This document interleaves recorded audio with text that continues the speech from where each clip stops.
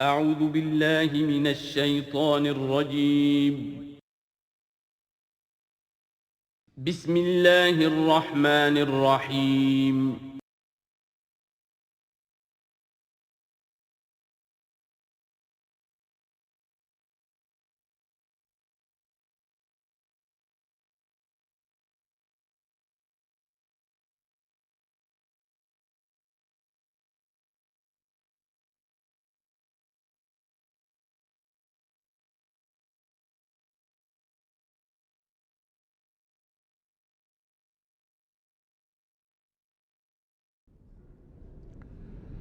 بسم اللہ اولہ و آخرہ۔ پچھلی نشست میں جو گفتگو چل رہی تھی وہ فہم قرآن کے ضمن میں کچھ بنیادی اصول کہ جنہیں اگر پیش نظر رکھا جائے تو سہولت ہو جائے قرآن کے سمجھنے میں۔ 5 چیزیں بیان ہو چکی تھیں۔ نمبر 1، قرآن کا اسلوب استدلال منطقی نہیں ہے، فطری ہے، نیچرل اور خطابی ہے، انسان کو خود غور و فکر کرنے اور اپنے اندر جھانکنے کی دعوت دیتا ہے قرآن۔ ثانیاً، قرآن مجید کی آیات میں تقسیم ہے محکمات اور متشابہات، اور سورہ آل عمران میں جہاں اس کا ذکر ہے فرما دیا گیا ہے کہ اہل ایمان کا شیوہ یہ ہونا چاہیے کہ وہ محکمات پر اپنی توجہ کو مرکوز رکھیں اور متشابہات کے بارے میں اجمالی طور پر یقین رکھیں کہ اللہ کی طرف سے ہے، یقیناً حق ہے، چاہے وہ ہماری سمجھ میں آئی ہے یا نہیں آئی۔ لیکن اس میں جو ایک براڈ تقسیم ہے وہ یہ کہ آیات الاحکام سب کی سب محکمات ہیں مستقل، اور عالم غیب، عالم آخرہ، عالم برزخ، عالم ارواح، عالم ملائکہ، اس کے تمام امور مستقل طور پر متشابہات میں سے۔ البتہ ایک تیسری کیٹیگری ہے کہ جو سائنٹیفک فنومینا کے ضمن میں ہو سکتا ہے کہ ایک شے آج متشابہات میں ہو، کل وہ محکمات میں داخل ہو جائے، جبکہ انسانی علم جو ہے وہاں تک پہنچ جائے اور اس کا ادراک کر سکے۔ نمبر 3، تفسیر زیادہ تر لفظی طور پر اور نحو اور صرف سے بحث کرتی ہے، تعویل کا مقصد ہے اصل مدلول تک پہنچنے کی کوشش کرنا۔ نمبر 4، تعویل میں عام اور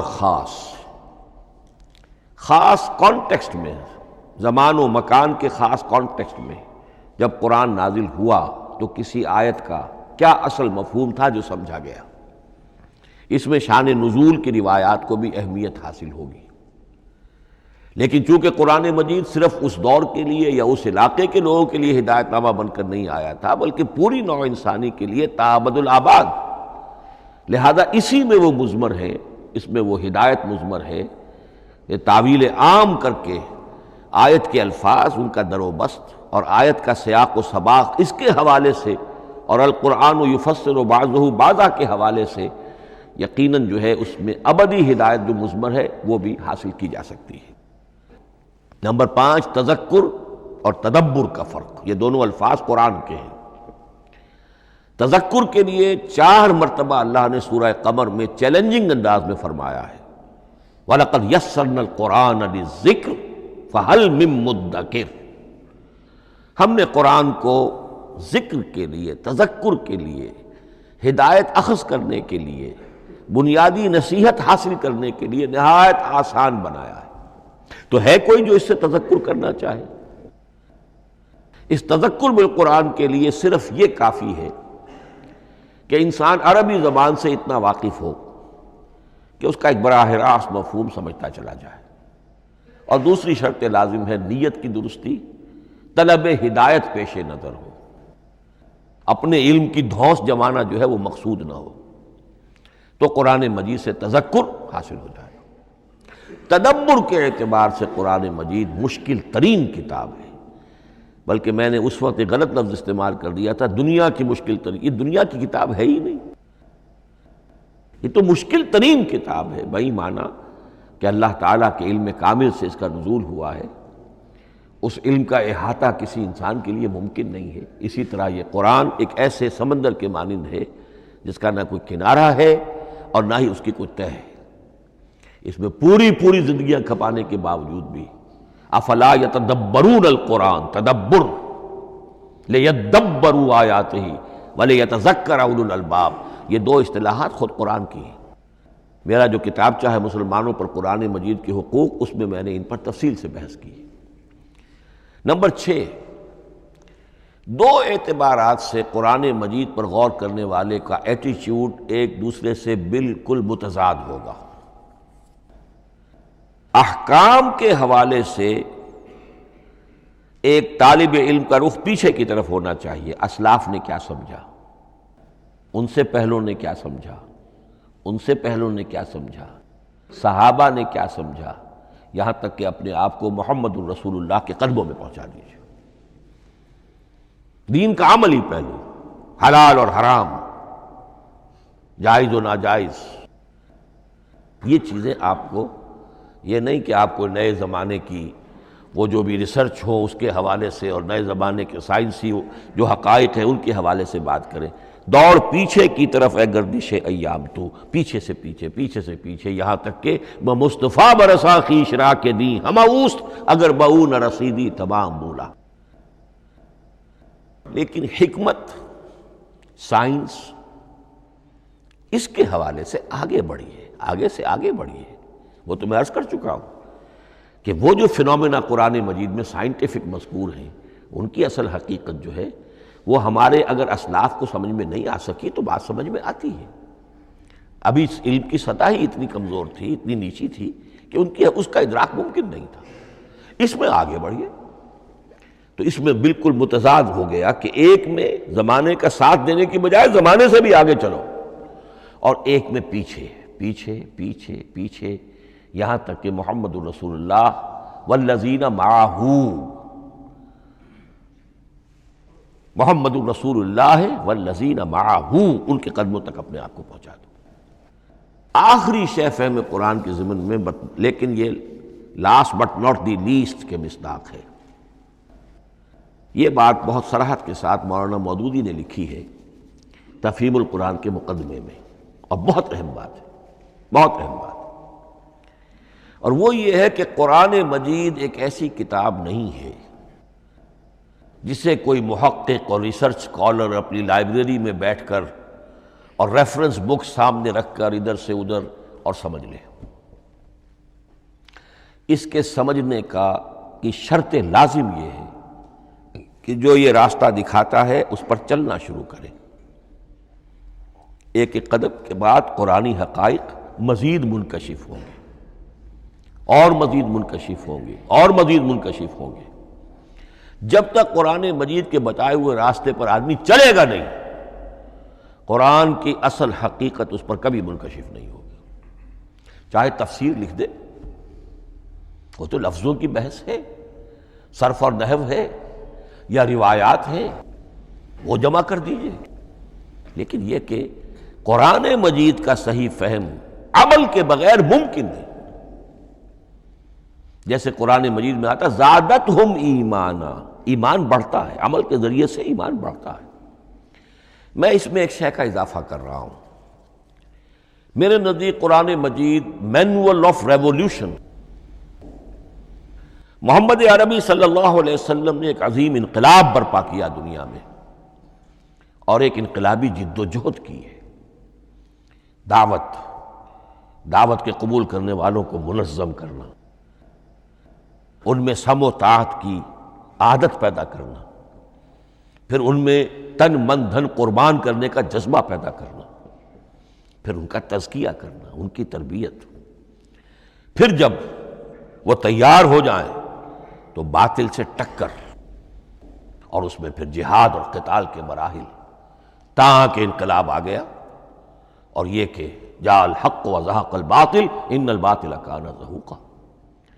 اس جد و جہد کے ہر مرحلے پر قرآن نازل ہو رہا ہے، جو اس مرحلے کے جو مسائل ہیں، جو اس مرحلے کے پرابلمز ہیں، جو اس مرحلے کی مشکلات ہیں، ان سے بحث کر رہا ہے۔ اب اگر کوئی فرد یا کوئی گروہ اس پروسیس میں وہ داخل ہی نہیں، وہ سمجھ ہی نہیں سکتا کہ یہ جو بات کہی جا رہی ہے اس کا اصل محل کیا ہے، مقام کیا ہے، کیوں کہی جا رہی ہے۔ وہ تو جب اسی قسم کی انقلابی جد و جہد میں کوئی خود مبتلا ہوگا تو اسے معلوم ہوگا یہ تھی وہ مشکل، یا یہ تھا وہ مسئلہ، یا یہ تھا وہ مرحلہ جو اس وقت کی جو جد و جہد تھی محمد الرسول اللہ والذین معہ کی، کہ اس وقت یہ آیات نازل ہوئی۔ اس طریقے سے مینول آف ریولوشن میں کہا کرتا ہوں، چونکہ ہماری جو طب کی تعلیم ہوتی ہے ان میں مینول آف ڈسیکشن سب سے پہلے جو ہے اناٹومی پڑھائی جاتی ہے اور ڈیڈ باڈی کی ڈسیکشن ہوتی ہے، تو مینول آف ڈسیکشن جو ہے وہ پہلی کتاب ہوتی ہے جو ہمیں ملتی ہے۔ یہ ہوتا ہے، بتایا جاتا ہے یہاں ذرا شکاف دو اور یہ کھال کو کاٹو، اس کے اندر تمہیں یہ نظر آئے گا، یہ فیشیا ہے، پھر اسے اس کے اندر ایک اور شگاف دو، یہ نظر آئے گا۔ بالکل اسی طریقے سے قرآن مجید کی انگلی پکڑ کر اگر آپ چلیں گے تو پھر درجہ بدرجہ قرآن آپ پر منکشف ہوتا چلا جائے گا۔ اور اگر آپ نے اسے صرف ایک اکیڈمک ایکسرسائز بنا لیا، ایک علمی بات ہے، اس سے آگے کچھ نہیں، تو قرآن مجید کا جو اصل لب لباب ہے، جو اصل اس کا جوہر ہے، وہ کبھی منکشف نہیں ہوگا۔ اب آئیے ایک اہم موضوع، اعجاز قرآن کے وجوہ کیا ہیں۔ پہلی بات تو یہ سمجھ لیجئے کہ قرآن مجید کی حقانیت پر بنیادی طور پر دو قسم کی دلیلیں ہیں۔ ایک دلیل خارجی ہے، خارجی دلیل محمد الرسول اللہ صلی اللہ علیہ وسلم کی شخصیت اور آپ کا کارنامہ، الصادق الامین، قد لبثت فیکم عمرا، میں تمہارے مابین ایک عمر گزار چکا ہوں، تم نے مجھے دیکھا، میرا کردار دیکھا، تم نے خود مجھے الصادق اور الامین کا جو ہے خطاب دیا، تو خود حضور کی شخصیت دلیل ہے قرآن مجید کی حقانیت پر۔ اس اعتبار سے ایک مضمون بہت اہم ہے، اور وہ یہ کہ قرآن اور محمد صلی اللہ علیہ وسلم اس طرح ایک دوسرے کے ساتھ جڑے ہوئے ہیں، گتھے ہوئے ہیں، ایک وحدت بن گئے ہیں، ایک آرگینک ہول بن گئے ہیں، کہ ایک دوسرے کے لیے شاہد بھی ہے اور ایک دوسرے کے لیے کمپلیمنٹری بھی ہے، جس کے لیے میں دو مقامات سے استشہاد کروں گا۔ سورہ بینہ میں فرمایا لم یکن الذین کفروا من اہل الکتاب والمشرکین منفکین حتی تأتیہم البینہ، اہل کتاب میں سے اور کفار میں سے، مشرکین میں سے جو لوگ جنہوں نے کہ کفر کیا تھا، وہ علیحدہ نہیں کیے جا سکتے تھے جب تک کہ بینہ نہ آ جاتی۔ اب بینہ کیا ہے؟ رسول من اللہ یتلو صحفا مطہرۃ فیہا کتب قیمہ۔ بینہ دو چیزوں سے مل کر بنی، رسول من اللہ یتلو صحفا مطہرۃ فیہا کتب قیمہ، رسول اور قرآن مل کر بینہ ہے۔ رسول کی شخصیت بین ہے، اور یہ قرآن مجید کے لیے دلیل ہے۔ دوسری طرف قرآن مجید محمد کی رسالت کا ثبوت ہے، جیسے کہ آپ دیکھتے ہیں یاسین والقرآن الحکیم انک لمن المرسلین، والقرآن الحکیم، قسم ہے اس قرآن حکیم کی، یعنی یہ قرآن حکیم گواہ ہے، شاہد عادل ہے کہ اے محمد آپ اللہ کے رسول ہیں۔ محمد کی شخصیت، حقانیت قرآن پر دلیل، قرآن محمد کی رسالت پر دلیل، ایک دوسرے کے شاہد۔ دوسرا مقام سورہ طلاق کا ہے، قد انزل الیکم ذکرا، دیکھو لوگو اللہ نے تمہارے لیے یاد دہانی ذکر نازل کر دیا ہے۔ وہ یاد دہانی کیا ہے؟ رسولا یتلو علیکم آیات اللہ مبینات، اللہ کا ایک رسول جو تمہیں پڑھ کر سنا رہا ہے اللہ کی آیات بینات۔ یہ دونوں چیزیں مل کر بینہ بنا، دونوں چیزیں مل کر ذکرا بنا۔ اس حوالے سے یہ دونوں چیزیں ایک دوسرے کے ساتھ یوں سمجھیے کہ اس طریقے سے گتھی ہوئی ہیں دونوں حقیقتیں، اس طرح جمع ہیں کہ ایک دوسرے سے جدا نہیں کی جا سکتی۔ اگلی بات یہ سمجھیے کہ قرآن مجید محمد الرسول اللہ کا اصل معجزہ، بلکہ اس سے آگے بڑھ کر ایک لفظ استعمال کروں گا، واحد معجزہ ہے۔ آپ شاید حیران ہو کہ اور بھی تو معجزات بیان ہوتے ہیں حضور کے، لیکن میری بات سمجھیے، غور کیجیے۔ ان واقعات سے مجھے انکار نہیں ہے، لیکن جو بات میں کہنا چاہتا ہوں اس کو اچھی طرح سمجھیے۔ معجزہ کہتے کسے ہیں؟ معجزہ عاجز کر دینے والی شے۔ اس معجزے میں دو چیزیں ہونی لازم ہیں، دعویٰ اور تحدی، چیلنج۔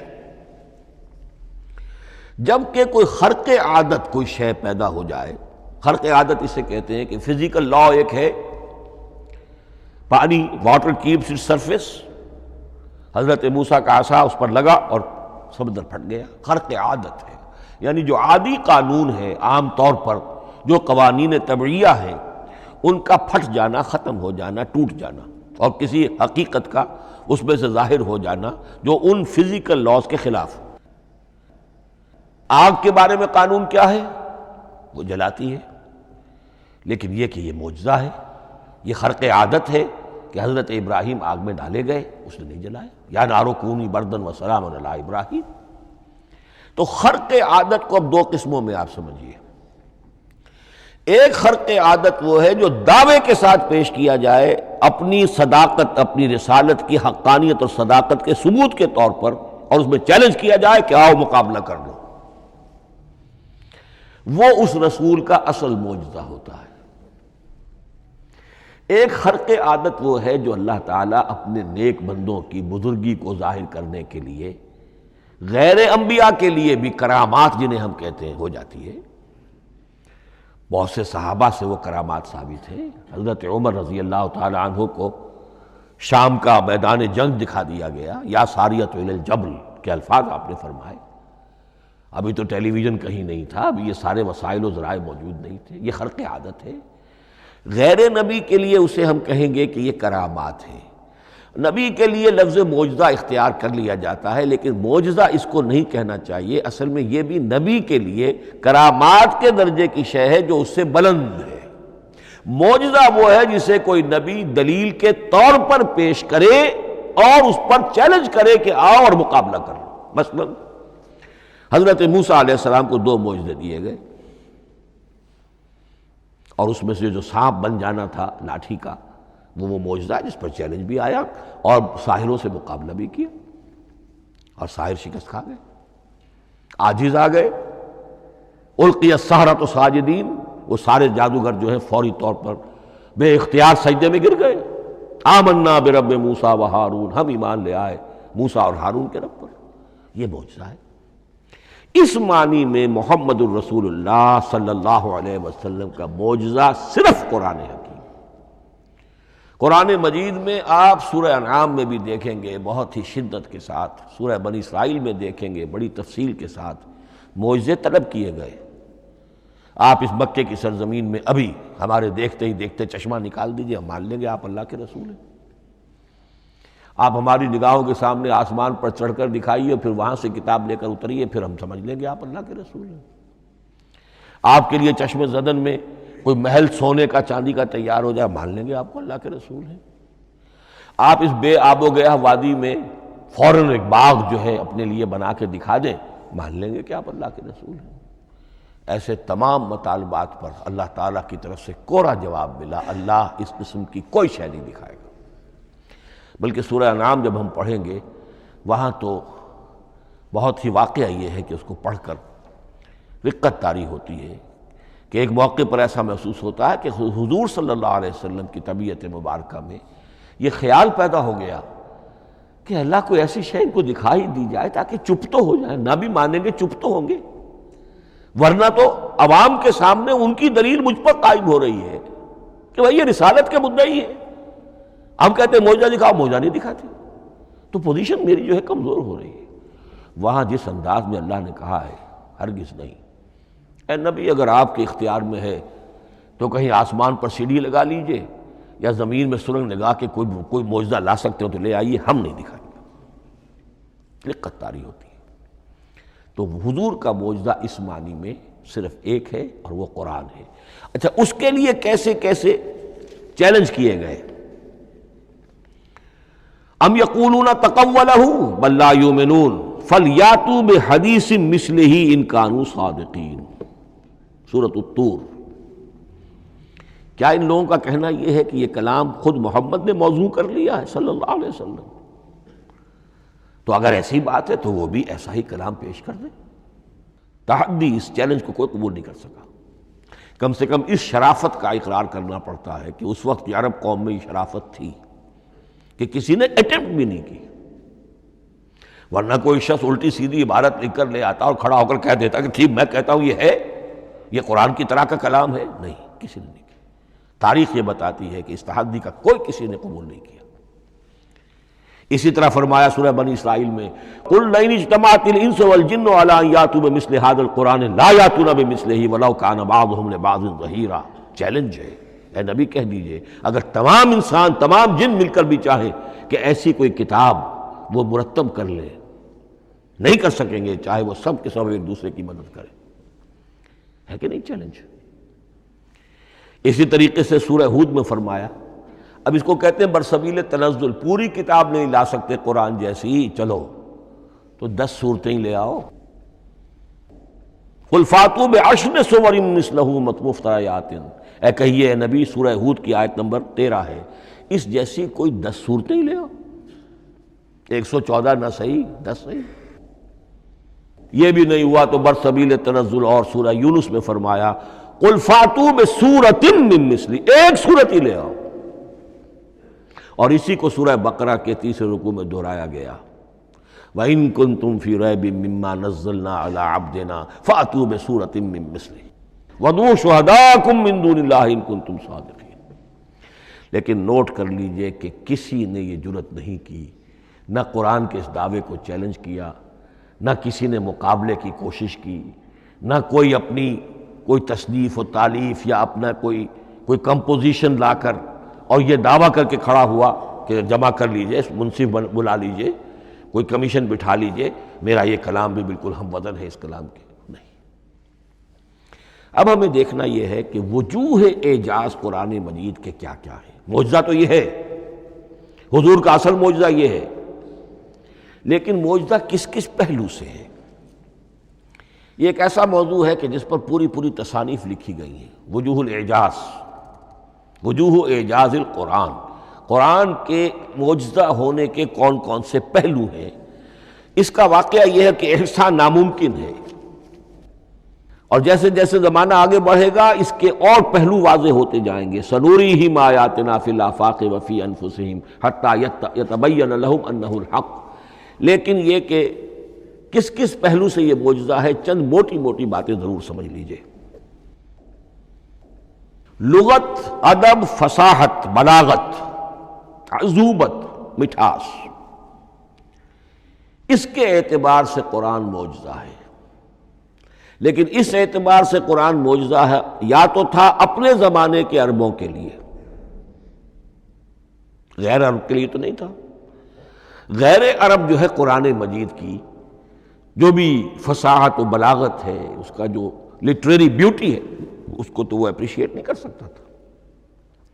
یہ حصہ جو ہے یا تو عربوں کے لیے تھا اس وقت دائمی، یا آج بھی عرب کچھ نہ کچھ، بہرحال عربی ان کی زبان ہے، وہ پڑھتے ہیں، جیسا کہ میں نے عرض کیا تھا، چاہے عیسائی ہوں اور چاہے یہودی ہوں، وہ بھی اپنے ہاں لٹریچر کی، عربی لٹریچر کی ہائیسٹ کتاب کی حیثیت سے قرآن مجید کو پڑھانے پر مجبور ہے۔ ایک پہلو اس کا یہ ہے، اور اسی کے حوالے سے نوٹ کیجئے حضرت لبید رضی اللہ تعالی عنہ، یہ سبع معلقہ کے شعراء میں سے تھے آخری۔ عربوں میں چونکہ اس کا بڑا چرچا تھا شاعری کا، تو ان کا جو سالانہ جشن ایک ہوتا تھا، اس میں وہ بہت بڑے بڑے شعراء سب جمع ہوتے تھے، اپنے اپنے قصیدے پڑھتے تھے، اور جس کا قصیدہ سمجھا جاتا تھا کہ سب سے اعلیٰ ہے، سب سے بلند ہے، سب سے عمدہ ہے، اب اسے اس سال کے لیے وہ گویا کہ ملک الشعراء اس کو مانا جاتا تھا کہ یہ شاعروں کا بادشاہ ہے، اور تمام شاعر اسے سجدہ کرتے تھے بالفعل۔ اور اس کے قصیدے کو کعبے کی دیوار کے ساتھ ٹانگ دیا جاتا تھا، معلق کر دیا جاتا تھا۔ ایسے 7 قصیدے ہیں جن کے مجموعے کا نام ہے 7 معلقہ۔ اس 7 معلقہ جو ہیں 7 جو سلسلے ہیں، ان میں آخری حضرت لبید کا ہے، وہ ایمان لے آئے۔ ایمان لانے کے بعد انہوں نے شعر کہنا چھوڑ دیا۔ اس پر حضرت عمر نے ایک دفعہ ان سے کہا کہ لبید اب آپ شعر نہیں کہتے۔ ان کا جواب تھا ابعد القرآن، کیا قرآن کے بعد بھی کسی کے لیے کوئی موقع ہے کہ وہ کچھ کہنے کی کوشش کرے؟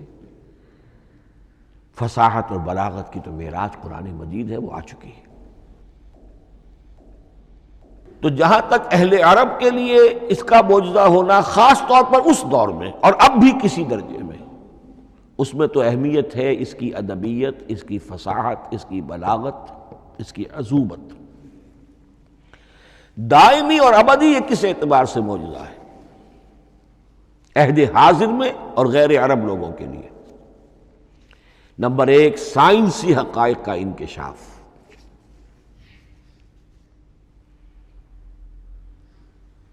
جس طریقے سے کہ یہ سائنسی حقائق منکشف ہوتے چلے جا رہے ہیں ابدی طور پر، میں ڈاکٹر مورس بکائی کا حوالہ دے چکا ہوں اور پروفیسر ڈاکٹر کیتھل مور کا حوالہ دے چکا ہوں، ان کو ذہن میں رکھیے۔ سنریہم آیاتنا فی الآفاق وفی انفسہم حتی یتبین لہم انہ الحق۔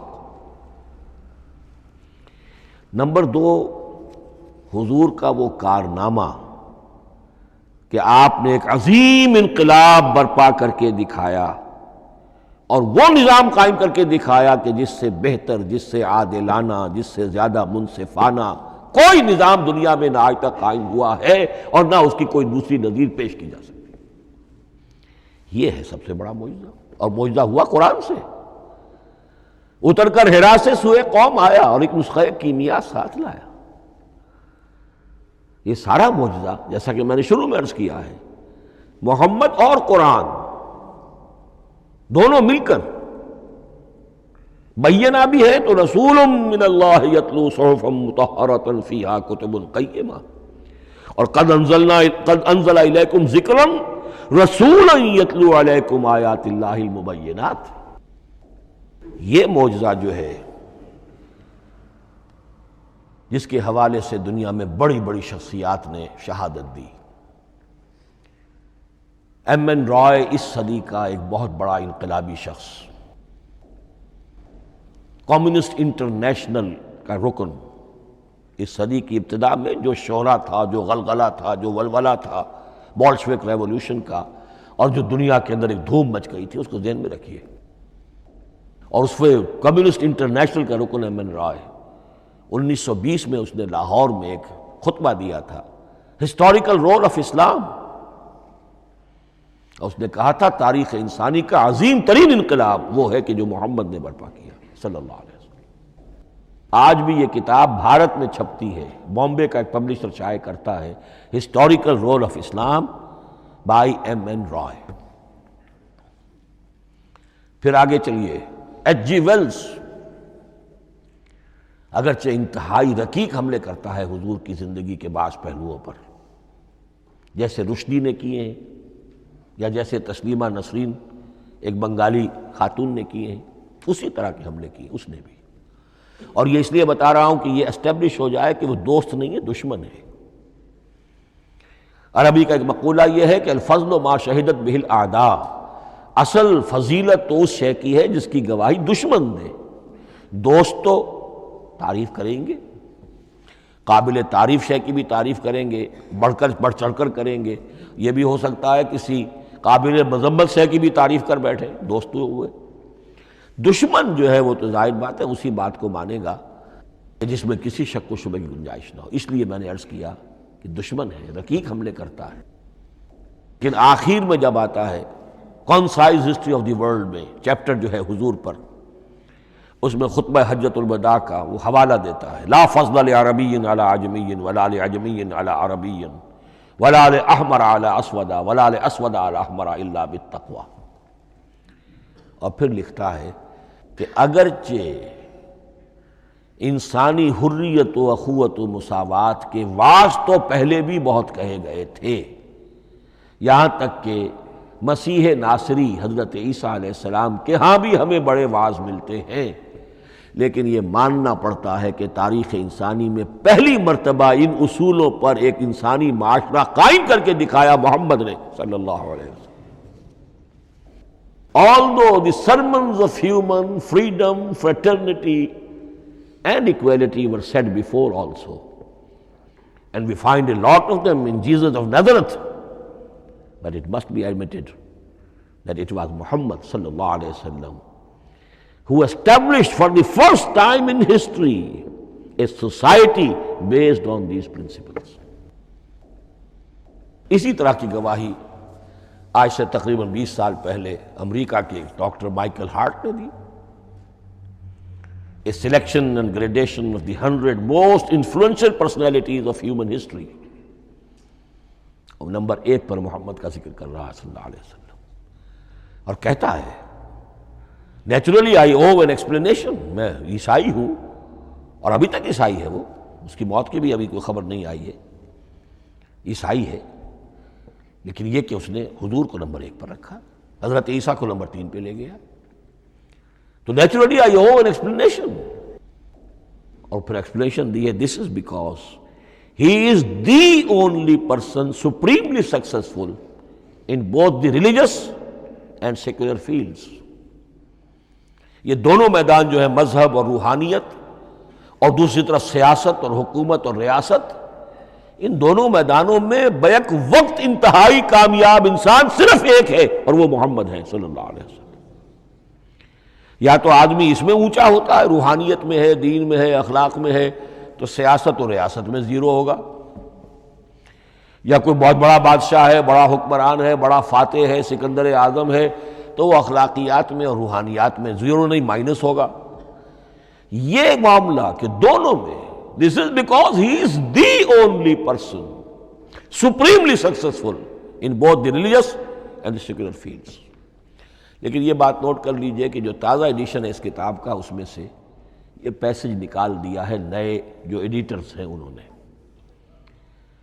اس کے لیے آپ کو کسی پرانے ایڈیشن سے رجوع کرنا پڑے گا، concise history of the world, اور وہ لائبریریوں میں مل جائے گا۔ علامہ اقبال نے اس بات کو یوں بیان کیا ہے، ہر کجا بینی جہان رنگ و بو، کہ از خاکش بروید آرزو، یاد نور مصطفیٰ اورا بہاس، یا ہنود اندر تلاش مصطفیٰ است۔ اس دنیا میں تمدن کے اعتبار سے، اخلاق کے اعتبار سے، معاشرت کے اعتبار سے کہیں کوئی خوبی اگر تمہیں نظر آتی ہے، کوئی رمق نور کی، خوبی کی، بھلائی کی، رنگ و بو، جان لو کہ یا تو وہ نور محمدی سے مستعار لی گئی ہے، اور یا ابھی تک انسان ابھی محمد کی تلاش میں ہے، ادھر جا رہا ہے، قافلہ ادھر جا رہا ہے، نوع انسانی کا چاروں ناچار ادھر جا رہا ہے۔ سوشل ایولیوشن کا پروسیس انسان کو افراط و تفرید کے دھکوں کے باوجود تدریجاً لے کر جا رہا ہے بحیثیت مجموعی پوری مین کائنڈ کو اسی بات کی طرف کہ جس کی طرف دعوت دی تھی محمد الرسول اللہ صلی اللہ علیہ وسلم۔ ہر کجا بینی جہان رنگ و بو، کہ از خاکش بروید آرزو، یا ز نور مصطفیٰ اورا بہاست، یا ہنود اندر تلاش مصطفیٰ است۔ اسی اعتبار سے میں ایک بات اور کہہ رہا ہوں، اس پہلو سے واقعہ یہ ہے کہ میرے نزدیک اس دور میں اعجاز قرآن کی سب سے بڑی نمائندہ شخصیت، اعجاز قرآن کا سب سے بڑا مظہر علامہ اقبال کی ذات ہے۔ 20ویں صدی کا مفکر، فلسفی، مشرق و مغرب کے فلسفے پڑھ چکا، قدیم اور جدید فلسفہ سب کا مطالعہ کیا، اور اس کے بعد اس کو قرآن کی حقانیت پر جو یقین نظر آیا ہے، قرآن کی عظمت جس طرح اس پر منکشف ہوئی ہے، وہ واقعہ یہ ہے کہ مجھے کم سے کم اپنی محدود معلومات کی حد تک عظمت قرآن کا وہ انکشاف کسی دوسرے شخص پر نظر نہیں آتا۔ انہوں نے جس طریقے سے مرثیے کہے ہیں کہ مسلمان قوم نے کس طرح قرآن کو چھوڑا ہوا ہے، واعظ ہے تو قرآن سے نہیں، کہیں اور سے۔ تربیت اور تزکیہ نفس ہے تو اس کا تعلق قرآن سے نہیں، وہ بھی کچھ اور مستعار چیزیں ادھر سے ادھر سے لے لی ہیں۔ فلسفے ہیں تو کہیں اور سے لے لیے ہیں، قرآن سے حکمت جو ہے وہ اخذ نہیں کی گئی ہے۔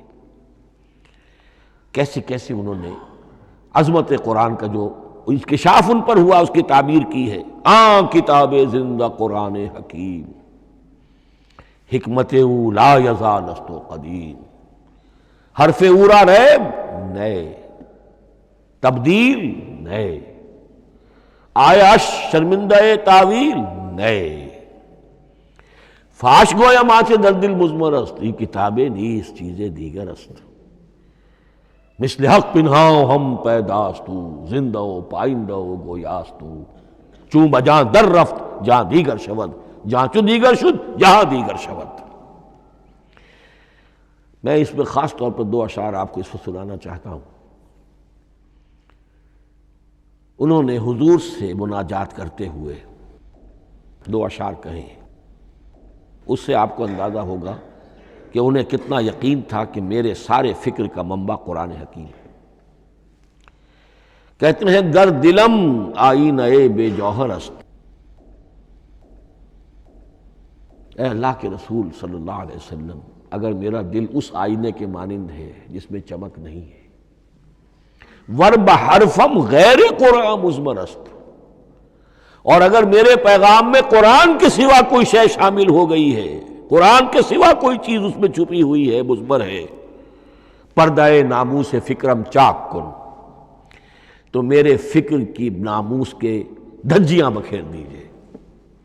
پردہ ناموس فکرم چاک کن، این خیاباں راز خارم پاک کن، اس شاہراہ کو اس کانٹے سے پاک کر دیجئے، کانٹا میرا، میں کانٹے کے مانند ہوں، پھر اٹھا کر پھینک دیجئے۔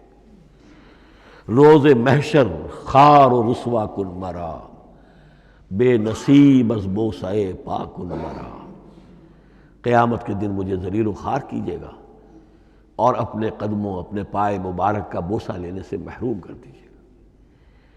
یہ اتنی بڑی بد دعا جو اقبال اپنے آپ کو دے رہا ہے، تو کس قدر یقین اسے حاصل ہے کہ اس نے قرآن کی ترجمانی کی ہے۔ اب آئیے، بہت چھوٹے چھوٹے دو اور مضمون ہیں۔ قرآن حبل اللہ ہے، اس کے کیا معنی ہے؟ حبل رسی کو کہتے ہیں، اللہ کی رسی۔ حبل من مسد، سورہ لہب میں یہ لفظ آیا ہے۔ امام راغب نے اس کی تعبیر کی ہے، استعیر للوصل ولکل ما یتوصل بہ الی شیء، یا تو تعلق کو حبل سے استعارہ دیا جاتا ہے، استعارے کے طور پر حبل کا لفظ کسی تعلق کے لیے استعمال ہوتا ہے، یا کسی شے تک پہنچنے کا ذریعہ، وہ حبل ہے۔ اب یہ ہمیں لفظ ملتا ہے حضرت علی رضی اللہ تعالیٰ عنہ کی روایت میں، هو حبل اللہ المتین، ترمذی میں یہ الفاظ موجود ہیں، حضرت علی سے منقول ہے رضی اللہ تعالیٰ عنہ، یہی ہے اللہ کی مضبوط رسی۔ کیونکہ قرآن مجید میں آتا ہے وَاعْتَصِمُوا بِحَبْلِ اللَّهِ جَمِيعًا، تو حبل اللہ کون سی ہے؟ پھر یہ حضرت عبداللہ ابن عمر سے بھی ہے، یہ روایت موجود ہے رزین میں، هو حبل اللہ المتین، یہ قرآن ہی اللہ کی مضبوط رسی ہے۔ اللہ سے اب اس کے دو پہلو ہیں، ایک تو یہ کہ یہ اللہ سے جوڑنے والی ہے، تقرب اللہ کا ذریعہ ہے، وصول الشیء، کسی چیز تک پہنچانے والی شے، اس کا سہل ترین، اللہ کے تقرب کا سہل ترین ذریعہ، مؤثر ترین ذریعہ قرآن حکیم ہے۔ چنانچہ ترمذی میں حضرت عبداللہ ابن مسعود کا یہ قول موجود ہے، القرآن حبل اللہ الممدود من السماء الی الارض، قرآن تو اللہ کی وہ رسی ہے جو تنی ہوئی ہے آسمان سے زمین کی طرف۔ یہ ترمذی میں تو اصل میں اثر ہے، حضرت عبداللہ ابن مسعود کا قول ہے، لیکن یہ کہ زید ابن ارقم سے یہ الفاظ جو ہیں مرفوعاً کہ یہ حضور کے الفاظ ہیں، یہ بھی منقول ہے کہ حضور نے فرمایا کہ القرآن حبل اللہ الممدود من السماء الی الارض۔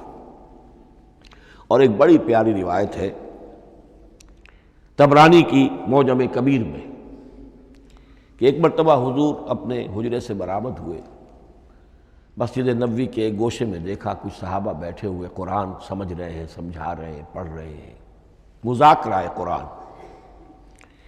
آپ کے چہرے پر بڑے بشاشت کے آثار ظاہر ہوئے، خوشی کے آثار۔ آپ چل کر تشریف لائے، پہلے ایک سوال کیا، الستم تشہدون اللہ الہ الا اللہ وانی رسول اللہ وہذا القرآن جاء من عند اللہ، کیا آپ لوگ اس کے گواہ نہیں ہیں کہ اللہ کے سوا کوئی معبود نہیں اور میں اللہ کا رسول ہوں، اور یہ قرآن خاص اللہ کے پاس سے آیا ہے؟ صحابہ کا جواب کیا ہو سکتا تھا؟ بلا یا رسول اللہ، کیوں نہیں اللہ کے رسول، ہم گواہ ہیں، اللہ کے سوا کوئی معبود نہیں، آپ اللہ کے رسول ہیں، اور قرآن خاص اللہ کے پاس سے آیا ہے۔ اب آپ نے فرمایا فاستبشروا، خوشیاں مناؤ، فإن هذا القرآن طرفه بأيديكم وطرفه بيد اللہ، اس لیے کہ یہ قرآن وہ شے ہے کہ اس کا ایک سرا تمہارے ہاتھ میں ہے، ایک سرا اللہ کے ہاتھ میں۔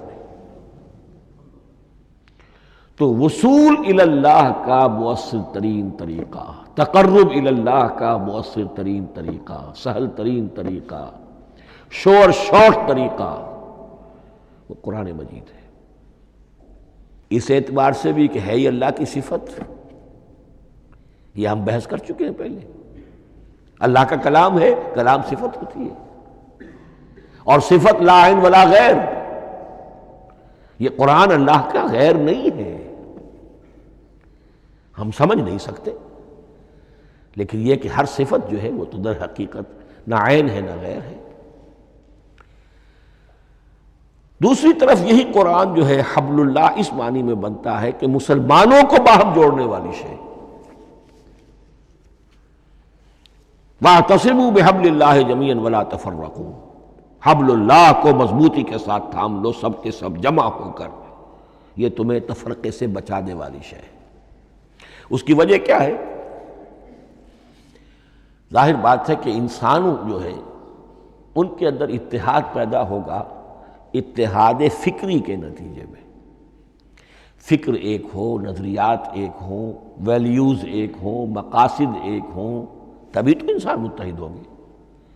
یہ بھیڑوں کا گلہ تو نہیں ہے کہ چرواہے کی ایک لاٹھی کافی ہے ان کو جمع رکھنے کے لیے، وہ بھیڑوں کا گلہ ہے۔ انسانوں کو جمع کرنے کے لیے کوئی ایسی شے جو تمہیں ایک فکر سے، ایک نظریے سے، ایک مقصد سے، ایک نصب العین سے متصف کر دے، وہ تمہیں جوڑ دے گی۔ اور قرآن وہ شے ہے جو ایک فکر دیتا ہے، ایک خیال دیتا ہے، ایک نظریہ دیتا ہے، ایک عقیدہ دیتا ہے، ایک مقصد دیتا ہے، ایک نصب العین دیتا ہے، اللہ کے لیے جینا، اللہ کے لیے مرنا، ان صلاتی و نسکی و محیایا و مماتی للہ رب العالمین، ایک آئیڈیل دیتا ہے محمد الرسول اللہ کی شکل میں، لقد کان لکم فی رسول اللہ اسوۃ حسنہ۔ اب قرآن وہ چیز ہے کہ جو تمہیں آپس میں جوڑتی چلی جائے گی، تمہارے درمیان اتحاد پیدا ہو جائے گی۔ آخری چیز، مسلمانوں پر قرآن مجید کے حقوق کیا ہیں؟ یہ صرف اشارہ کروں گا اس لیے کہ اس پر میرا کتابچہ موجود ہے، اور اس کتابچے کو اللہ تعالیٰ نے بہت قبول عام عطا فرمایا۔ اس کا انگریزی ترجمہ کیا ایک صاحب نے، از خود کیا، خود ہی ٹائپ کیا، خود ہی چھپوایا۔ عربی ترجمہ ایک صاحب نے کیا، خود کیا۔ فارسی ترجمہ ایک صاحب نے کیا، خود کیا، بغیر کسی معاوضے کے۔ ملیشیا میں وہ چھپ چکا ہے، لاکھوں کی تعداد میں عام ہو چکا ہے۔ پھر میں نے ایک موقع پر 1970 میں رمضان مبارک کے دوران آخری عشرے میں مولانا بن نوری رحمۃ اللہ علیہ تشریف لائے ہوئے تھے مدینہ منورہ، اور میں نے بھی وہ پورا رمضان مبارک اس سال وہیں کیا تھا۔ میں نے ان کو دیا تھا کہ آپ دیکھیے اس میں کوئی غلطی ہو تو مجھے بتا دیجئے، میں اسے بڑے پیمانے پر شائع کرنا چاہتا ہوں۔ انہوں نے حالت اعتکاف میں مسجد نبوی میں پڑھا ہے، صرف ایک جگہ ایک جملے میں انہوں نے اصلاح تجویز کی، وہ میں نے کر دی۔ اس اعتبار سے اب یہ کتابچہ جو ہے مصدقہ ہے مولانا محمد یوسف بن نوری رحمۃ اللہ علیہ کا۔ اس میں اللہ تعالیٰ نے جو بات مجھ سے کہلوا دی تھی، تقریباً 30 سال پہلے کی بات ہے، ہر مسلمان پر قرآن مجید کے 5 حقوق حسب استعداد و توفیق عائد ہوتے ہیں۔ پہلے یہ کہ اس پر ایمان ہو جیسا کہ ایمان کا حق ہے، صرف زبانی ایمان نہیں، دل سے یقین کہ یہ اللہ کا کلام ہے۔ اور اس کا نتیجہ کیا ہوگا؟ پھر عظمت اس کی پیدا ہوگی، ایمان و تعظیم، یہ پہلا حق ہے۔ تلاوت و ترتیل، اس کو پڑھے جیسے کہ پڑھنے کا حق ہے، پھر سمجھے جیسے کہ سمجھنے کا حق ہے، تذکر و تدبر، پھر عمل کرے، انفرادی طور پر بھی اجتماعی طور پر بھی۔ انفرادی طور پر جو آپ کی زندگی کے معاملات ہیں وہ آپ قرآن کے مطابق طے کریں، قومی سطح پر حکومت اور ریاست اور قانون اور سیاست، اس کے سارے تقاضے قرآن کے مطابق پورے ہوں، اور آخری یہ کہ اس قرآن کو پہنچائیں اور عام کریں، جس کے لیے حضور نے اس حد تک اس میں عمومیت کر دی ہے کہ بلغوا انی ولو آیۃ، پہنچاؤ میری جانب سے خواہ ایک ہی آیت پہنچاؤ، میرا کوئی امتی اس سعادت سے بالکل محروم نہ رہ جائے۔ اول تو خیرکم من تعلم القرآن وعلمہ، تم میں سے بہترین لوگ وہ ہیں جو اسی کے لیے اپنے آپ کو وقف کر دیں، قرآن پڑھیں اور پڑھائیں، سیکھیں اور سکھائیں، سمجھیں اور سمجھائیں۔ اس لیے کہ سمجھنے اور سمجھانے، سیکھنے اور سکھانے، پڑھنے اور پڑھانے کا بھی کوئی ایک لیول تو نہیں ہے، ایک عام لوگوں کی سطح ہے، ایک ان سے اوپر کی سطح ہے، ایک انٹلیکچوئلز کی سطح ہے، ایک جینیس لوگوں کی سطح ہے۔ ان تمام سطحوں پر قرآن کو سمجھانے کے لیے، پہنچانے کے لیے خود بھی تو اوپر اٹھنا پڑے گا، خود اسے سیکھنا پڑے گا، خود اس کی گہرائی میں غوطہ زنی کرنی پڑے گی، اور یہ ایک لائف لانگ پروسیس ہے، یہ کوئی پارٹ ٹائم جاب نہیں ہے، یہ کوئی صرف پیس ٹائم نہیں ہے، یہ کوئی ہابی نہیں ہے، ہمہ وقت ہمہ تن، خیرکم من تعلم القرآن وعلمہ۔ اب آخری بات بتا رہا ہوں، اور وہ یہ ہے کہ قرآن مجید وحی باللفظ ہے، صرف وحی بالمعنی نہیں ہے۔ یہ بحث اصل میں کیونکہ ہمارے پڑھے لکھے طبقے میں کچھ زیادہ ہو جاتی ہے، خاص طور پر جو مشنری اسکولوں وغیرہ میں پڑھے ہوں اور عیسائیت اور اس کے عقائد اور اس کے فلسفے کی کوئی تھوڑی بہت ان کو کوئی چھوت لگ گئی ہو۔ عیسائیوں کے ہاں یہ عقیدہ ہے، اجماعی عقیدہ ہے کہ وحی بالمعنی ہوتی ہے، یعنی وحی کا ایک مفہوم ہے جو نبی پر اتار دیا جاتا ہے، پھر نبی اپنے الفاظ میں اسے ادا کرتا ہے۔ لفظ اللہ کے نہیں ہوتے، لفظ نبی کے ہوتے ہیں، مفہوم اللہ کا ہوتا ہے۔ ان کے لیے مجبوری یہ ہو چکی ہے جس کی وجہ سے انہیں یہ عقیدہ اپنانا پڑا کہ کوئی ایک انجیل ہے ہی نہیں، 104 انجیلوں میں سے وہ انہوں نے 4 سلیکٹ کی تھی کینونیکل گاسپلز، باقی جو ہیں وہ اب وہ ان کو مستند نہیں مانتے، اپوکریفل کہتے ہیں۔ اور میں نے ایک مرتبہ ایک پادری صاحب سے، مسٹر وائٹ ہوتے تھے منٹگمری میں نے ان سے پوچھا which one of them is Bible? یہ متی اور یہ لیوک اور مارکس اور جان، ان میں سے کون سی بائبل کون سی ہے؟ تو اس نے جواب دیا none of them is Bible. Bible is in them. ان میں سے کوئی ایک بھی مشخص طور پر، معین طور پر بائبل نہیں ہے، بائبل ان میں ہے بحیثیت مجموعی۔ لہذا ان کے لیے یہ عقیدہ جو ہے وہ لازم سا ہو گیا۔ ہمارے ہاں بھی بعض فلاسفہ نے اس قسم کی باتیں کی ہے کہ جن سے یہ دھوکہ لگتا ہے، لیکن میں خاص طور پہ چونکہ علامہ اقبال کا تذکرہ میں نے آج کیا ہے، اسی حوالے سے میں ان کا ایک واقعہ بیان کرنا چاہتا ہوں۔ ایف سی کالج لاہور کے پرنسپل تھے ڈاکٹر یوئنگ۔ ایک دعوت تھی، اس میں علامہ بھی تھے، وہ بھی تھے۔ تو ڈاکٹر یوئنگ نے کہا، وہ بڑا فلسفی تھا، کہ ڈاکٹر اقبال ہم نے سنا ہے کہ آپ بھی وحی باللفظ کے قائل ہیں، آپ جیسا پڑھا لکھا شخص، عالم دانا۔ علامہ اقبال نے فرمایا جی ہاں، اور مجھے تو اس کا ذاتی تجربہ ہے، مجھ پر تو جو شعر نازل ہوتے ہیں وہ الفاظ میں ڈھلے ہوئے ہوتے ہیں، میں ان میں تبدیلی کرنا چاہوں تو نہیں کر سکتا۔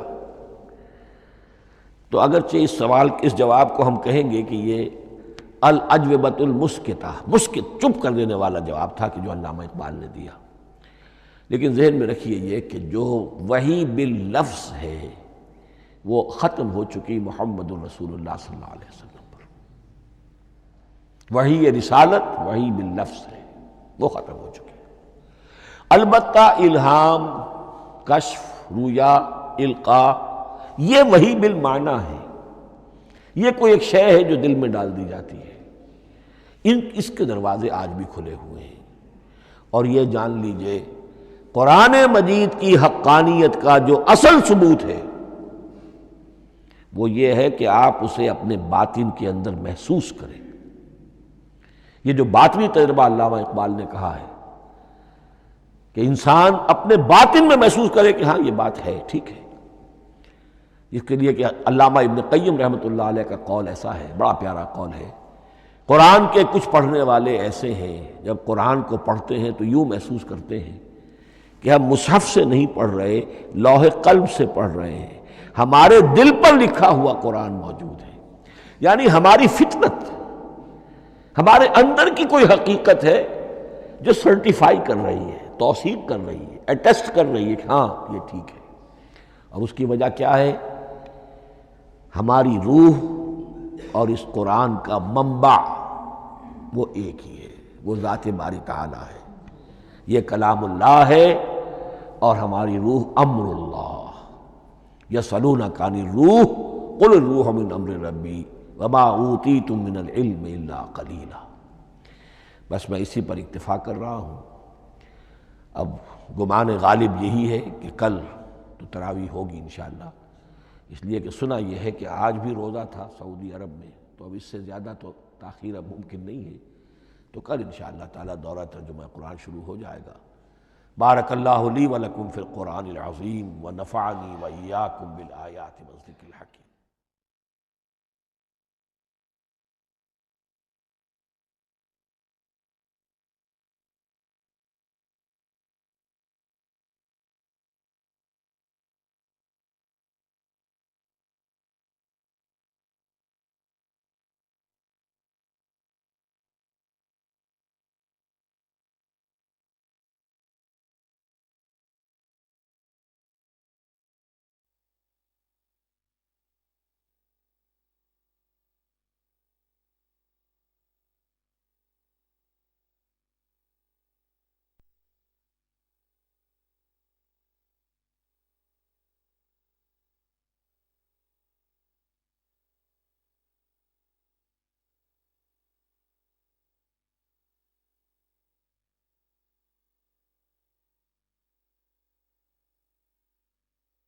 أعوذ بالله من الشيطان الرجيم.